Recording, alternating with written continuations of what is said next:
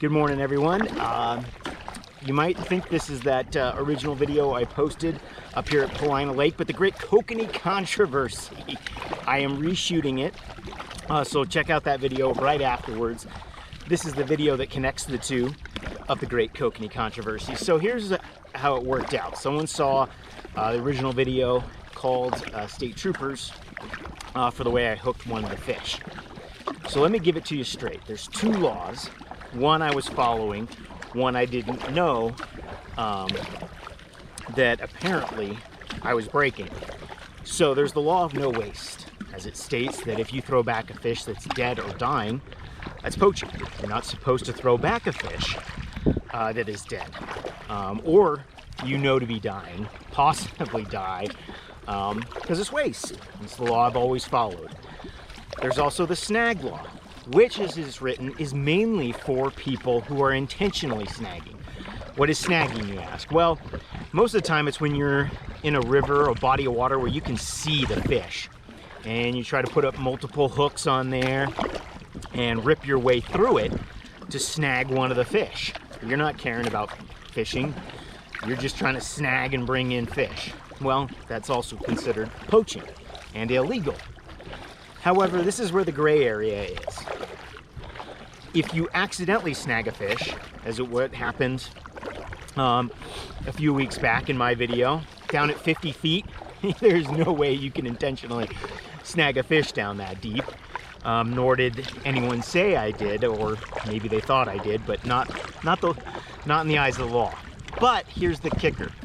It doesn't matter if you accidentally snag the fish, as I did right behind the gill there in the side, or if you intentionally did it.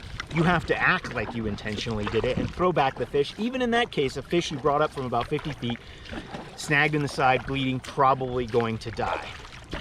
The problem with the law is it reads that you're supposed to release the fish unharmed, as it quotes. Well, it doesn't say what to do if it has been harmed, and in that case, most likely to die.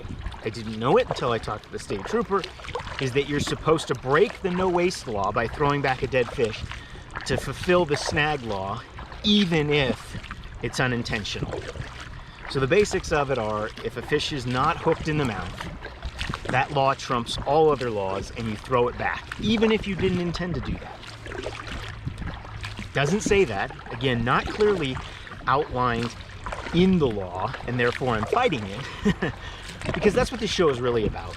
And you know what? There's always going to be internet trolls who try to find things, but the basics of this show is about being a good fisherman. I'm not a professional. I was a professional videographer and journalist and storyteller, but really about showing how we can come out and enjoy the outdoors. I want to do it with my kids.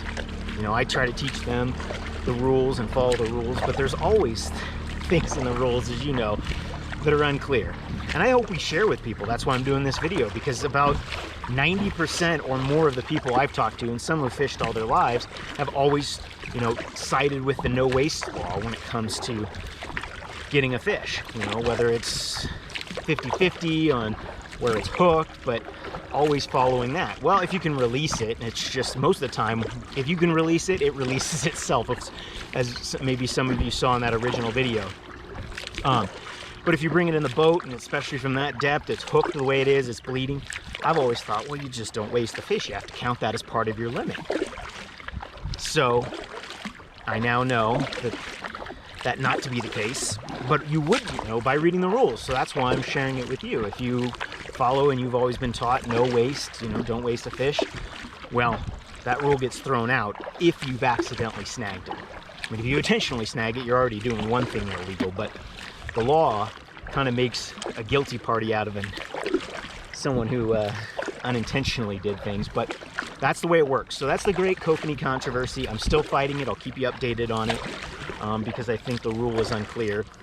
So I'm fighting the ticket. And as always, like I said, hey, hit us up, you know, in the video, rather than, I mean, if someone's intentionally poaching, by all means, call the state troopers on them. But when there's ambiguity in rules, I think we're all here sharing, we're all learning, we want to be safe. And that's what the rules are supposed to do, keep the fishing population safe and us safe, boaters. By the way, if you're an internet troll, I have in my jacket pocket, I have my my kayak license. It's 10 feet. Anything over 10 feet or longer, you have to have a license. I also have my fishing license secured somewhere here in my bag. So yeah, that's the Great Kokanee controversy, and I will update you as new information becomes available. But I'm out on Paulina right now. This is the redemption tour, so check out that video right afterwards.